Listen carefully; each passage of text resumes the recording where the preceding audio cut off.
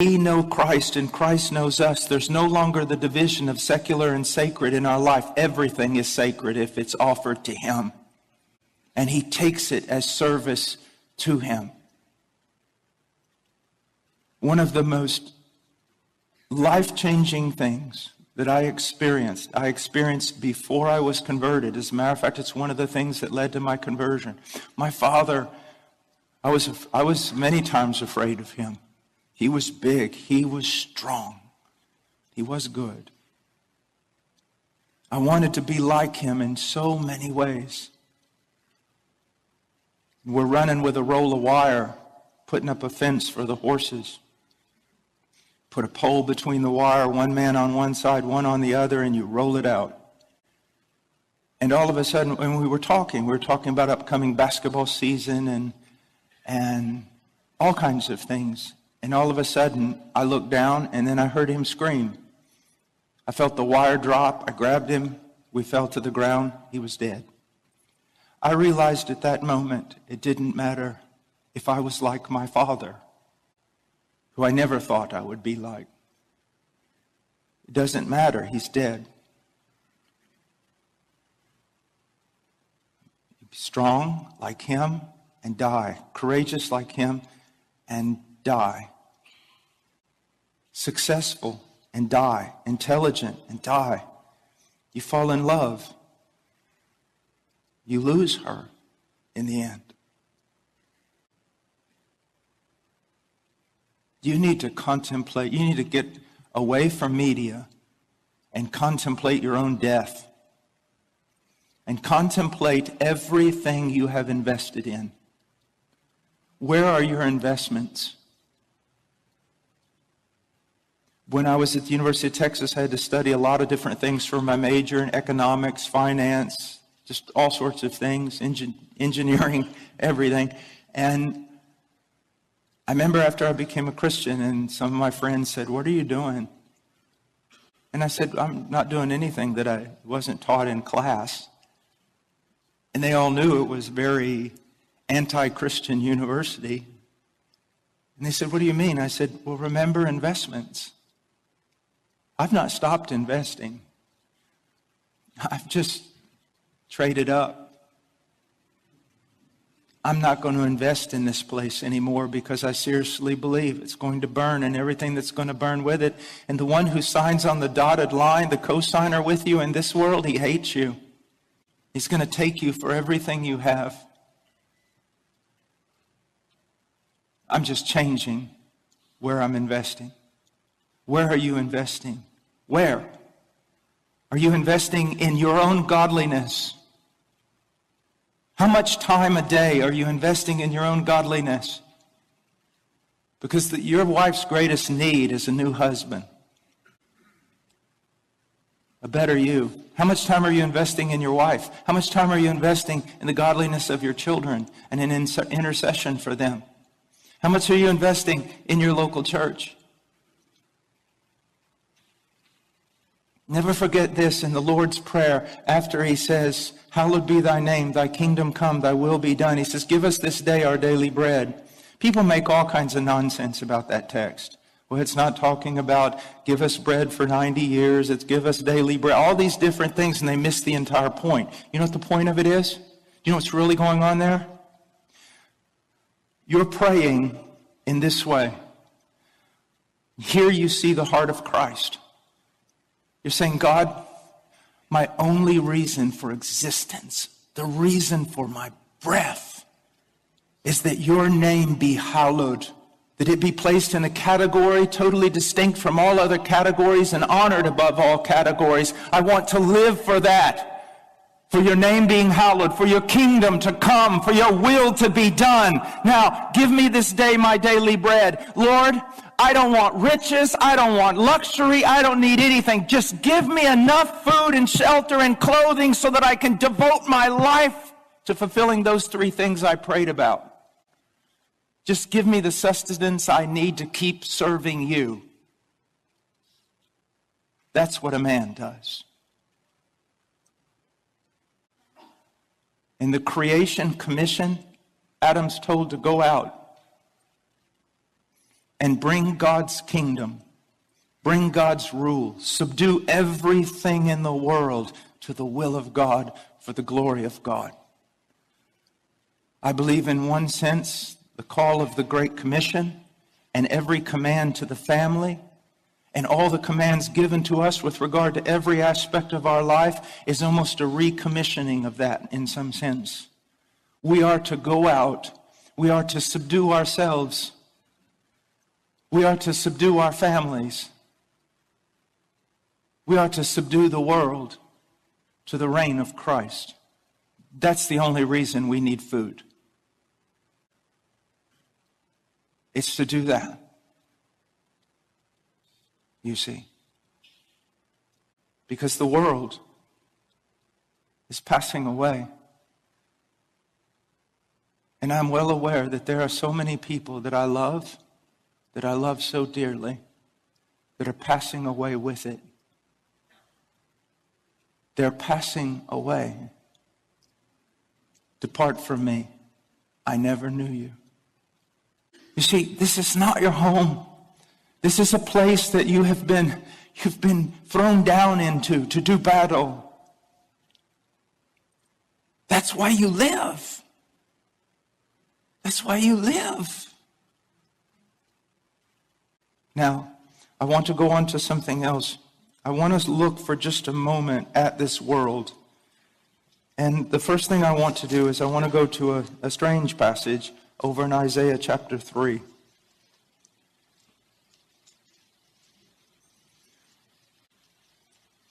God is bringing judgment upon a people in this passage.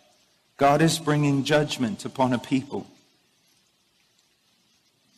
And he says in verse 1, Isaiah chapter 3, verse 1, "For behold, the Lord God of hosts is going to remove from Jerusalem and Judah both supply and support, the whole supply of bread and the whole supply of water." So he's going to remove this. But what else is he going to remove? The mighty man and the warrior, the judge and the prophet, the diviner and the elder, the captain of 50, and the honorable man, the counselor and the expert artisan, and the skillful enchanter. One of the greatest acts of God's judgment upon a people is when he removes the noble men from leadership. When he removes the entire population of noble men, and there's nothing left but ignoble, weak men. Now, who would dispute with me today and say this passage has no application to the United States of America? I travel around the world. I see men, strong, angry, and many of them mad at us. I come home. I see silly older men playing with toys. I see little boys playing with video games. And I see most people no longer even knowing what bathroom they should go in. We are under the judgment of God.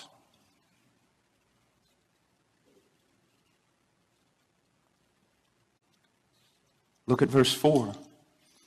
"And I will make mere lads their princes, and capricious children will rule over them, and the people will be oppressed."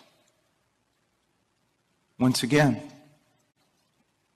this is our world. I've been amazed for the last 30 years, and especially in sitcoms and things like that. Isn't it amazing that the parents, especially the dad, is always portrayed as, even if he's kind-hearted, he's foolish and really doesn't understand anything about the world. And in the end, the children are the ones that are the counselors. But you know what? Most Christian men saw things like that and couldn't even discern there was a problem. Why? Not in the Word. Not in the Word. Not with men of the Word. And I think both those things are almost equally important. Brothers, the only thing that's going to keep you from this is the Word, the Word, the Word.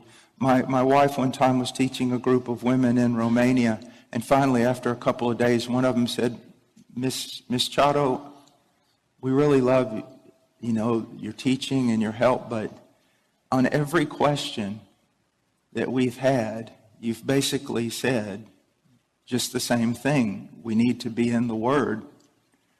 Why do you do that? And she said, well, because you need to be in the Word. I'm sorry, in a way it's really wonderful that it's not mystical, that you don't have to climb up to heaven or drive yourself down into hell to grow. Isn't it wonderful that it's really quite simple? Read the Word, fellowship with godly men, fellowship with your wife, fellowship with your children around the Word, learn the Word. Isn't it wonderful that it's really that simple? And isn't it terrible how accountable we're going to be on that final day because it was so simple? I didn't say it was easy, but it's simple. There's no mystery to it. No esoteric knowledge that you need. You need the Word. Now, look verse 5. And the people will be oppressed, each one by another, and each one by his neighbor. And the youth will storm against the elder, and the inferior against the honorable. Is that not our society today? Is that not exactly where we live? Now, look at verse 12. O my people, their oppressors are children, and women rule over them. Now, most people when they read this, they think, yeah, wicked women ruling over men. But there's two possibilities here. One has to do with someone like Jezebel, who was a wicked woman who sought to usurp authority and everything else. Then there's also Deborah. Deborah's kind of difficult to explain, isn't she? Here she's raised up this leader.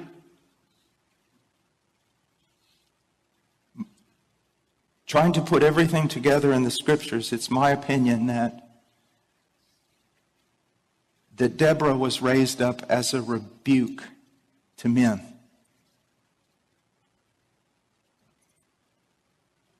And at no fault of her own.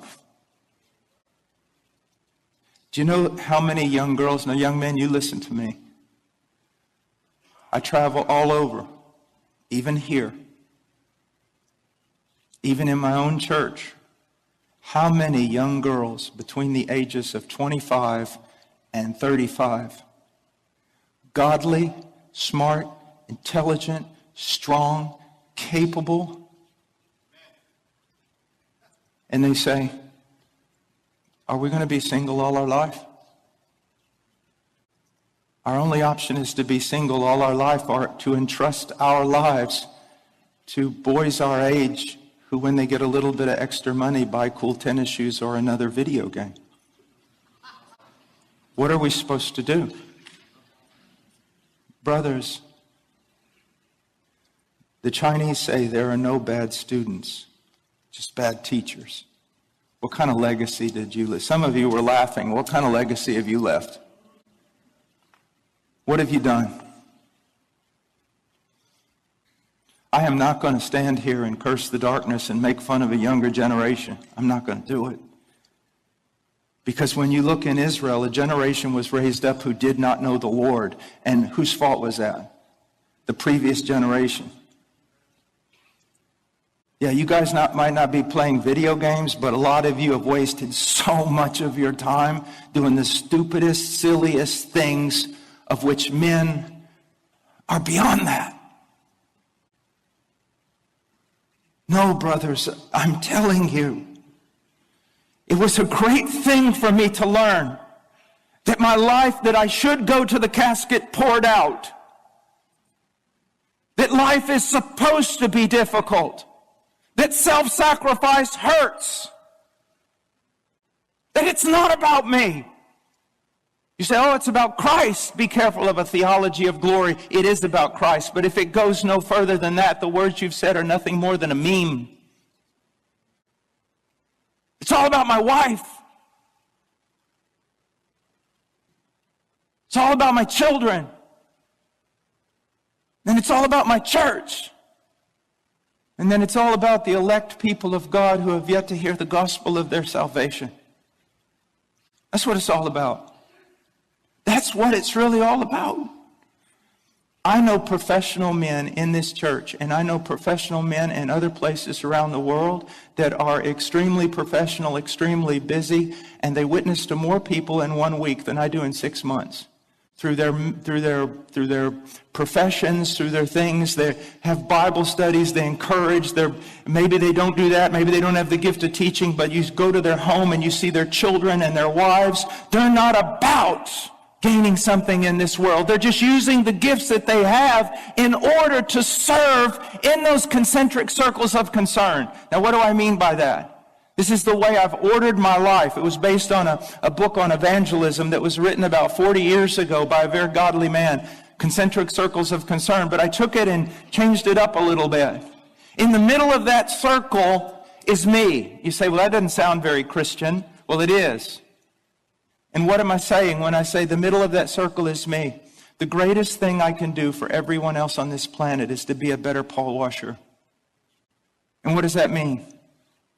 To seek to be more conformed to the image of Christ. If I do not start with me in the Word and renewing my mind, nothing else works. Nothing else works. So first of all, as men, what do we do to combat this? What do we do?